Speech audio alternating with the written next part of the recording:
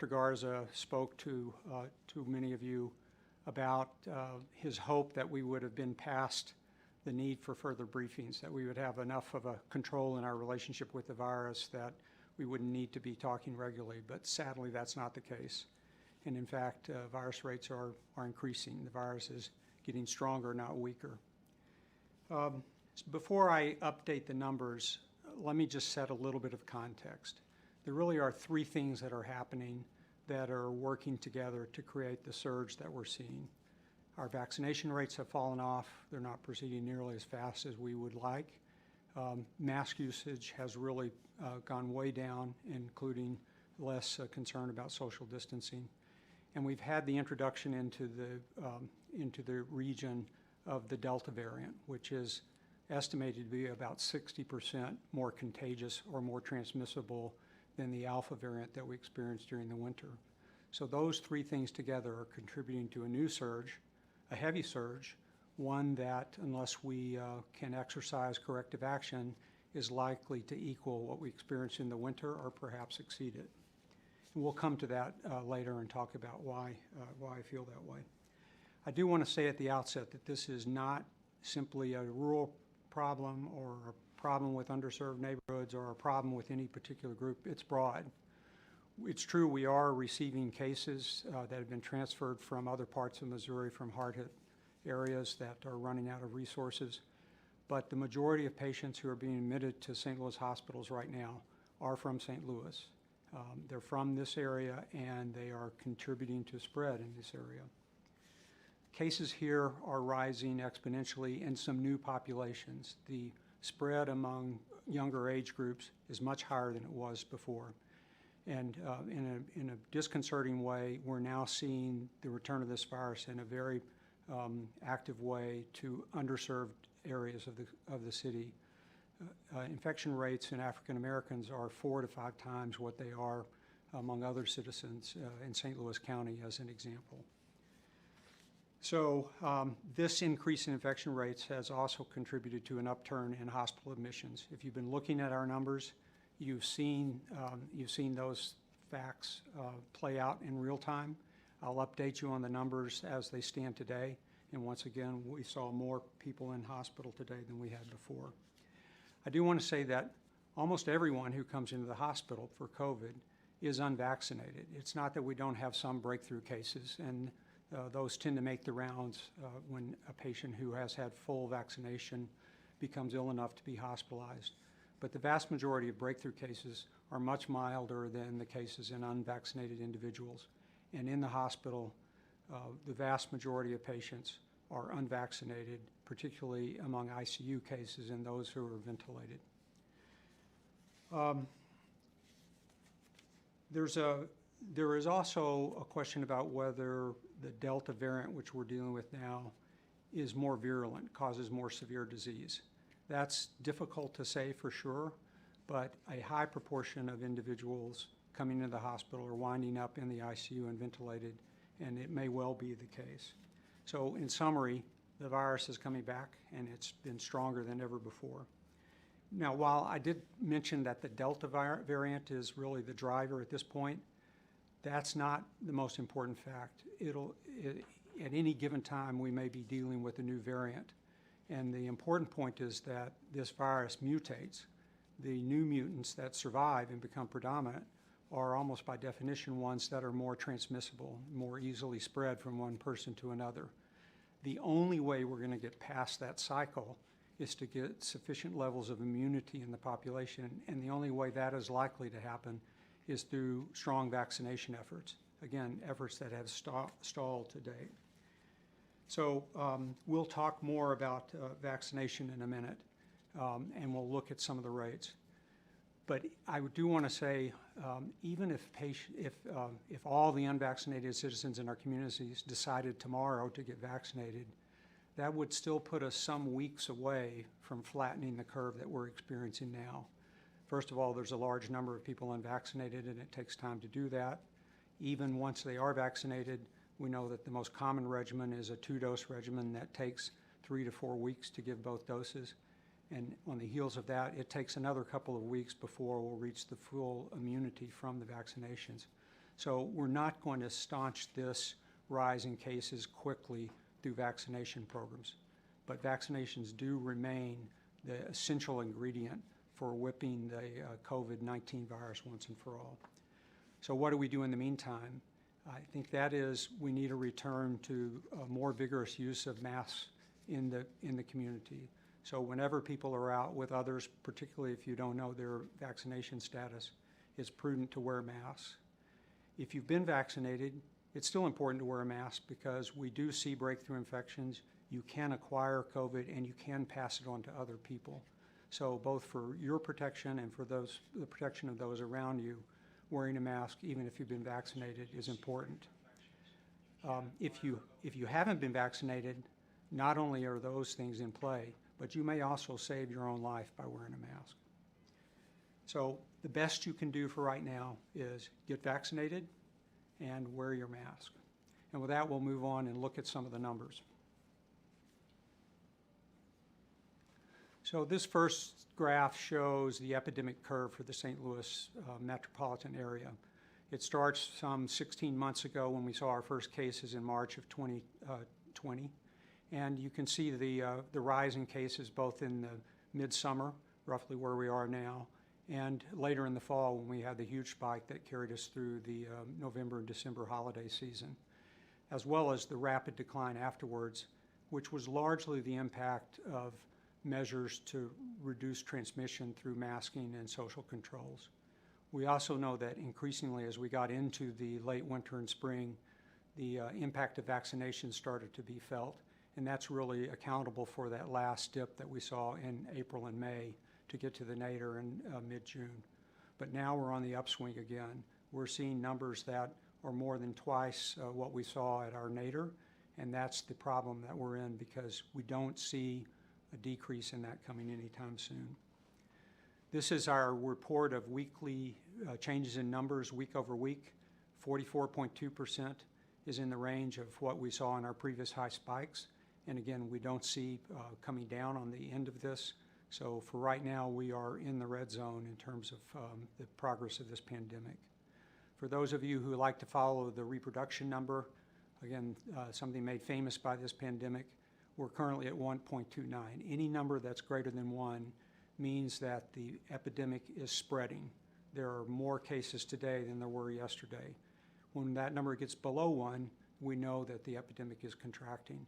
Right now, we are not on a pathway that, as far as we can see, to getting to lower numbers. Currently, we have 255 patients in hospital. Our ICU census is almost 90, 50 of whom are on ventilators. These numbers are ones we haven't seen since late winter and early spring and are not showing any sign of diminishing. This is a graphic showing the new hospital admissions, again showing the same pattern roughly that we've seen for the epidemic overall, but instead looking at hospital admissions. The worrisome thing is the tick up on the right, which is as steep as any slope we've seen to date and actually accelerating. And this is the number of people who are currently hospitalized. Again, you see the 255 number on the right for current in hospital. And our 7-day moving average, which is 231, is actually just lagging behind.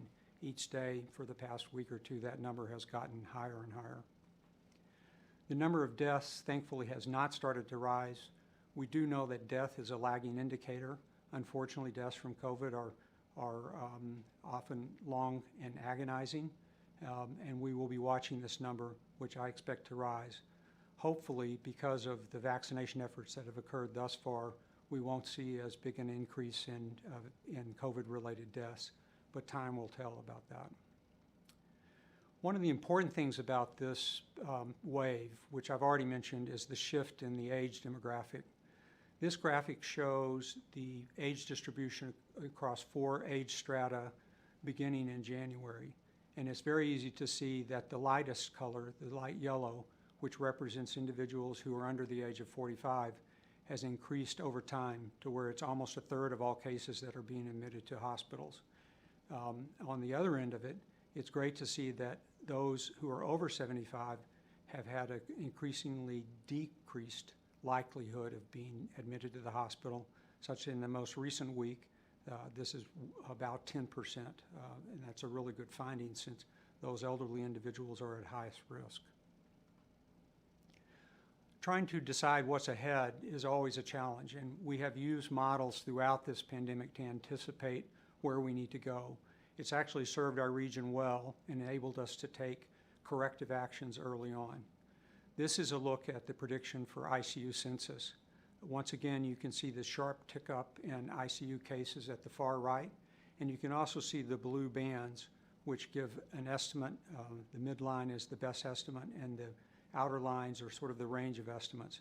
Unfortunately, all practical predictions about the future say we will continue to see increases in the number of cases. And it's similar for inpatients. The slope up doesn't appear quite as steep, but if you look at the numbers on the left axis, you'll see that this chart goes up to 1,500 cases, which is about 50% more than we experienced in our previous surge. And that is something we are trying to desperately avoid. One question has been, how do we look compared to Southwest Missouri? And so we've done some additional analysis to compare our curves to what they've experienced there. In the graph on the left, you can see absolute numbers of cases over time in the St. Louis metropolitan area in orange and in Southwest Missouri in blue. What we've done on the right is we've corrected that for population size. We've adjusted it, so it's the number of cases per 100,000 population. And there the curves, although they're a little bit ragged, are really fairly similar across Southwest Missouri and St. Louis metropolitan area until the last few weeks. That sharp upturn in Southwest Missouri, which we've been reading about every day in the paper, is the evidence of the spread of Delta variant as it's moved its way through that population. Southwest Missouri continues to be in an extreme state. We hear calls daily about difficulties in finding enough room for patients, and indeed, patients are being transferred from the Springfield and Joplin area to other parts of the surrounding states, including St. Louis, for care because they're simply out of spots to put them. The orange graph at the bottom shows that we are just beginning to get on a similar rising curve. And at this point, we don't see any evidence that we are likely to see a different trajectory unless we take some aggressive actions. That leads us to what can we do? We have two weapons, vaccination and masking. And first, to talk about vaccination. We really moved fairly quickly at the beginning, and over 1 million first doses have been administered to citizens in the Missouri Region C. We'll see similar numbers for the Illinois region in just a moment.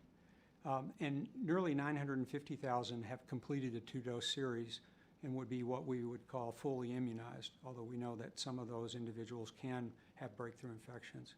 That gives us approximately 51.2% of citizens of 18 and older in Region C who've been vaccinated. That's great, but it's not enough. If you translate that into the total population number, that puts us somewhere in the low 40% range of the region, and we really need to push north of 70% to effectively halt transmission of this virus once and for all. This graphic you won't be able to read probably on your screen, but you can certainly access the slide after this presentation, and shows the counties that comprise the St. Louis metropolitan statistical area. The Missouri counties are on top, the Illinois counties are on bottom. The darker the county on the map, the higher the percentage of citizens who've been fully immunized. And you can see from this map that St. Louis and St. Charles County on the Missouri side are both in the 44% range, and Monroe County on the east side is up almost to 50%, and those are the areas with the greatest vaccination penetration. But it's important to know that this is really a peanut butter look at what's happening, and it's actually the communities underneath where vaccination rates are very variable. So in St. Louis County, for example, the vaccination rates are in the highest places are in the 80–90% range. In the lowest neighborhoods, we're down in ranges that are very similar to what happened in some of the counties of Southwest Missouri. And for that reason, those areas can expect to see that kind of steep upturn in cases that was experienced by our fellow citizens outstate. On the other preventive measure that is readily available to all citizens, regardless of vaccination status, masking has declined substantially. This is information collected from internet survey data. Back in March, when we saw very strong control of COVID, we were in the 80+% range, and by the most recent numbers, we were down below 30%.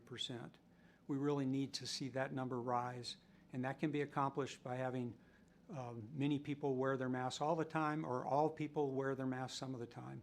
Whatever we can do to get people to wear masks as much as possible will be a good step towards halting spread while we continue to work on vaccination rates.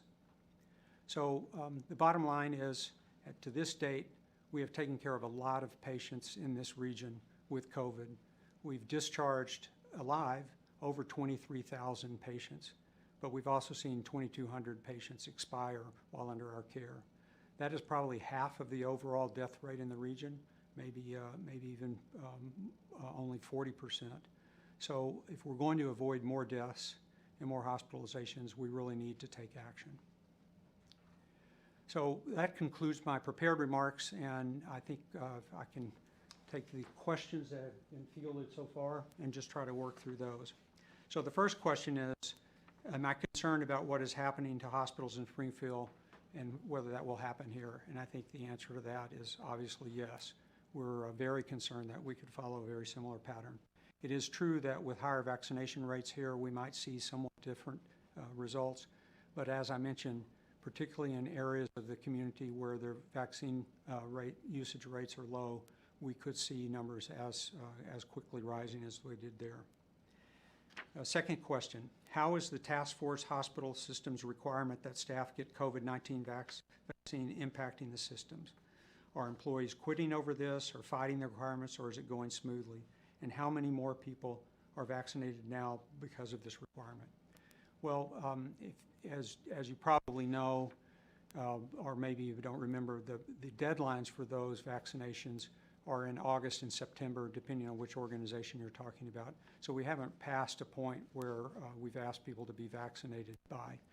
That said, BJC, we had approximately 70% of our workforce had been immunized at the time we decided it was time for us to make it a mandatory vaccine.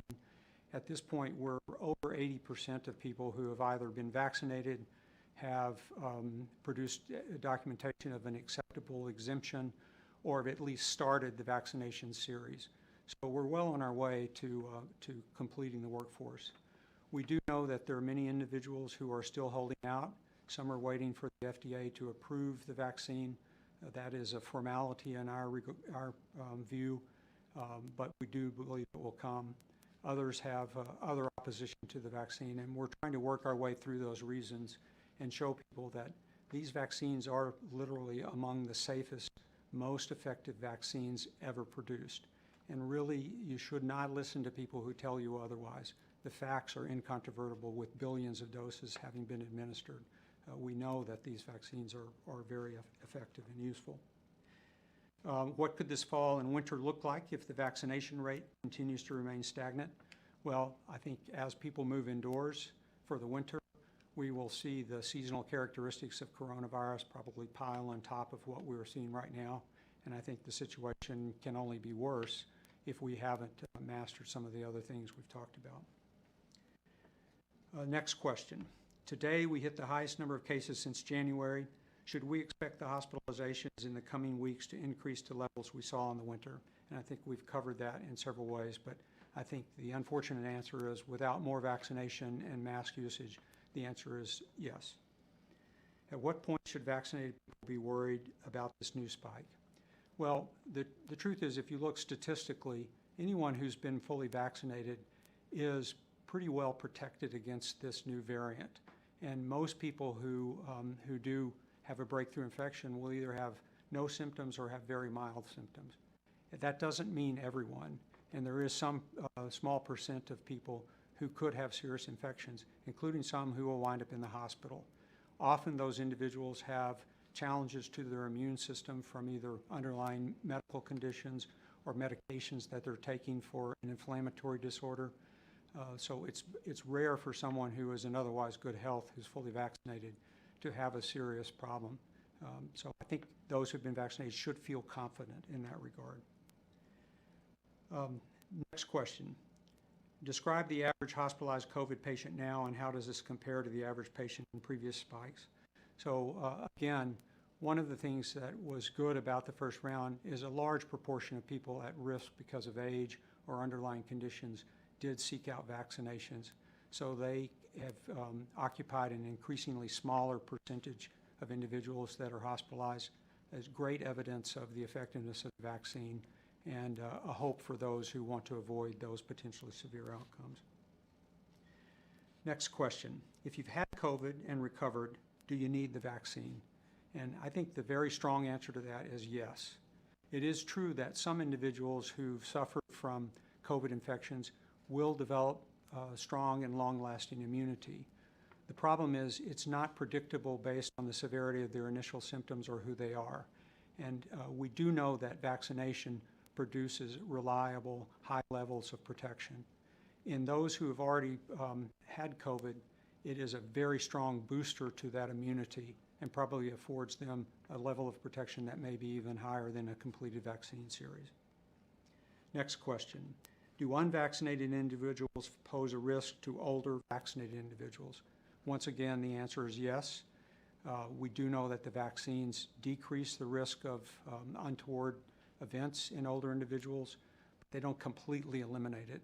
And there may be individuals who suffer significant infections even if vaccinated at older age. Next question. If you didn't get the second shot, is it too late? No, it's not too late. Though the vaccine regimen used in the original trials was 2 doses 3 weeks apart for Pfizer and 2 doses 4 weeks apart for Moderna, getting the second dose at any point will boost your immune response to a substantial level, and you should proceed to do so if you haven't gotten it. Fourth question in this group, how easy is it to get COVID testing? COVID testing is widely available, both through healthcare providers and through health departments. So I think anyone who has a question about whether they may have symptoms should seek out testing immediately. I've noticed some chatter about the recommendation by the health department, some of the health departments, that you should get tested even if you have a mild set of symptoms, say a runny nose and a sore throat, or even just a headache.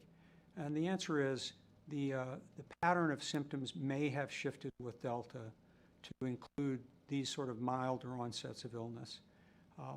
And while they may just be a cold, which none of us would ever seek care for in a normal time, it's very important to know right now whether those mild symptoms represent a COVID infection.